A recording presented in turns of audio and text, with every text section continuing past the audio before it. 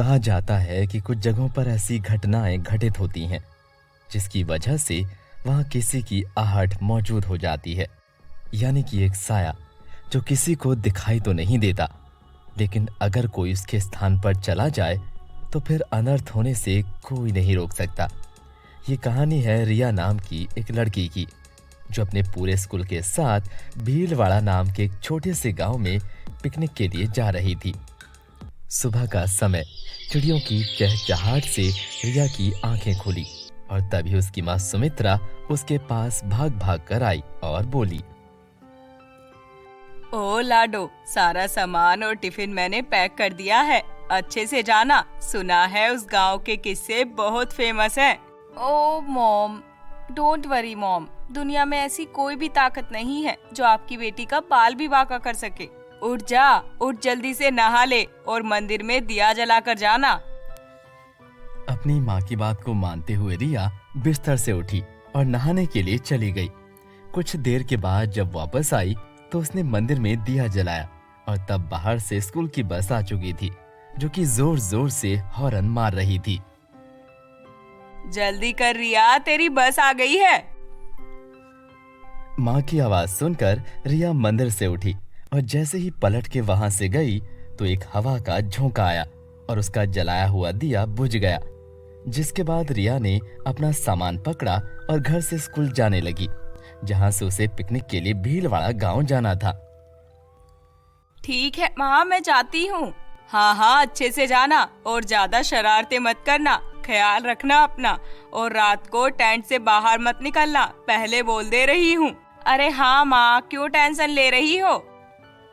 जिसके बाद रिया बाहर गई और बस में बैठ गई। उसके जाने के बाद सुमित्रा मंदिर में गई तो उसकी आंखें फटी की फटी रह गईं। रिया का जलाया हुआ दिया बुझा हुआ था। उसको देखकर उसके मन में एक डर पैदा हो गया। हे भगवान, ये क्या हो गया। दूसरी तरफ रिया स्कूल में पहुंच चुकी थी, जहां उसके जैसे और भी ढेर सारे बच्चे पहले से ही मौजूद थे, और उन्हीं के बीच रिया की बेस्ट फ्रेंड चुटकी खड़ी हुई थी, जो कि रिया को देखकर भागकर उसके पास आई और बोली, रिया आ गई तू, चल चल बस में बैठ जाते हैं जल्दी से, विंडो सीट लेनी है मुझे। हाँ चल चल, बहुत मजे आने वाले हैं। भीलवाड़ा गांव, वाह यार, मैंने सुना है वहाँ के किस्से कहानियों में बहुत सारी भूत प्रेत भी हैं। काश हमारी मुलाकात भी किसी से हो जाती। अबे चुप, क्यों फालतू बोलती है, ऐसा नहीं कहते। अगर सच में भूत मिल गए तब क्या करेगी। तुझे पता है ना, आई डोंट बिलीव दिस, भूत प्रेत जैसा कुछ भी नहीं होता और मैं नहीं मानती, लेकिन मैं तो मानती हूँ। आपस में बातचीत करते हुए दोनों स्कूल बस में बैठ गए। कुछ देर के बाद बाकी के बच्चे भी आकर गाड़ी में बैठ गए थे। फिर बस चलने लगी और धीरे धीरे वो लोग भीलवाड़ा गांव के नजदीक पहुंचने लगे। सफर काफी लंबा था, सुबह से शाम हो चुकी थी और अंधेरा छाने लगा था, और रास्ता पहाड़ियों के बीच से गुजर रही एक सड़क से होकर जा रहा था, जो कि जंगल के बीचों बीच था। वो लोग जितना अंदर जा रहे थे, ठंडी ठंडी हवाएं और जंगलों से एक अजीब सी कंपन पैदा होने लगी थी, और देखते ही देखते अंधेरा हो गया था।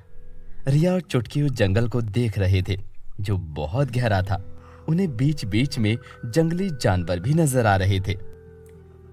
यार कितना डरावना जंगल है, काश इस जंगल में हमारी गाड़ी खराब हो जाती और हम यहीं फंस जाते। यार मजा आ जाता पिकनिक का तो।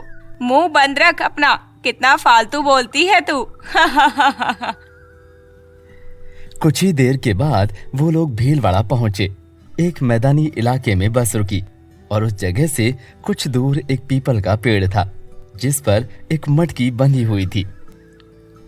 फिर सभी बच्चों ने अपने अपने टेंट लगाने शुरू कर दिए। एक दूसरे के साथ खूब मौज मस्ती चल रही थी। तभी ग्रुप का लीडर आया और सभी बच्चों से कहने लगा, रात काफी हो गई है और खाना पीना भी खा लिया है आप लोगों ने, तो अपने अपने टेंट में जाकर सो जाइए। लीडर की बात को मानते हुए सारे बच्चे अपने अपने टेंट में सो गए थे। रात के करीब 2 बज गए थे। चारों तरफ सन्नाटा पसरा हुआ था और तभी अचानक रिया की आंखें खुली। उसे बाहर से किसी की आवाज सुनाई दी, जो आवाज उसे अपने पास बुला रही थी। बिना कुछ सोचे समझे रिया अपने टेंट से बाहर आई। उसकी नजर सीधा उस पीपल के पेड़ की ओर पड़ी। पेड़ के नीचे उसे कोई एक पल के लिए दिखाई दिया। उधर कौन है? तभी रिया को एक सफेद रंग की साड़ी पहनी औरत दिखाई दी, जो उसकी तरफ पीठ करके खड़ी थी और रिया से कह रही थी, मेरे साथ आओ रिया, मुझे तुम्हारी जरूरत है। मेरे साथ आओ, आओ रिया, मेरे साथ आओ। मेरे पीछे पीछे आओ रिया, मेरे पीछे पीछे आओ। मैं तुम्हें सब कुछ दिखाऊंगी, एक नई जगह। हाँ, सब कुछ बहुत सुंदर होगा, इस दुनिया से कहीं दूर। मेरे साथ आओ रिया, मेरे साथ आओ। रिया उस आवाज के पीछे हिप्नोटाइज हो चुकी थी और मदहोश होकर उस औरत के पीछे पीछे जाने लगी। कुछ देर चलने के बाद वो औरत उस पीपल के पेड़ के नीचे जाकर रुक गई और अचानक से गायब हो गई। उसके जाते ही रिया भी होश में आई और उसने खुद को पीपल के पेड़ के पास पाया तो वो हैरान हो गई। मैं यहाँ कैसे आई? मुझे इधर कौन लेकर आया है? मटका यहाँ क्यों बांधा हुआ है? और इस मटके में ये मंगलसूत्र किसका है? बिना घबराए रिया ने उस मंगलसूत्र को मटके से निकाला और निकालते ही उसके सामने वो सफेद साड़ी वाली औरत अपना जला चेहरा लिए आ गई। उसे देख रिया वहां से भागने की कोशिश करने लगी, लेकिन उस प्रेत ने रिया को अपनी शक्तियों से वहीं जकड़ लिया। कौन? कौन हो तुम? मुझे जाने दो, छोड़ दो मुझे छोड़ दो। तूने मेरी सीमा में कदम रखा है और मेरी इजाजत के बिना मेरे मंगलसूत्र को यहाँ से निकाला है। अब तुझे कोई नहीं बचा सकता। मुझसे गलती हो गई, आप अपना मंगलसूत्र वापस ले लो और मुझे जाने दो। नादान लड़की, अब तेरी आत्मा भी इस पीपल के वृक्ष में हमेशा के लिए कैद रहेगी। खुद की जान बचाने के लिए रिया उठ खड़ी हुई और उस प्रेत आत्मा की सीमा से बाहर निकलने की कोशिश में इधर उधर भागने लगी, लेकिन एक कदम भी उसका उस सीमा से बाहर नहीं निकल पा रहा था। उस प्रेत आत्मा की शक्ति वहां ऐसी थी जिसने रिया को उस जगह से बाहर नहीं निकलने दिया। वो चीख रही थी, चिल्ला रही थी, लेकिन उसके कैंप तक उसकी आवाज नहीं पहुंच सकी। रिया ने अपनी जान को बचाने के लिए खूब सारी नाकाम कोशिश की। तभी वो प्रेत आत्मा उसके पास आई और अपने लंबे लंबे नाखूनों को उसके गले में घुसा दिया, जिससे रिया वहीं उस पेड़ के नीचे तड़पने लगी। उसका खून वहां जमीन पर फैल गया और फिर प्रेत आत्मा उसके खून को पीने लगी।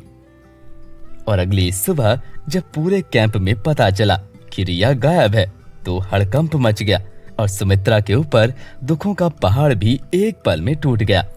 वो खुद को कोसने लगी, काश उस दिन उसने रिया को ना जाने दिया होता।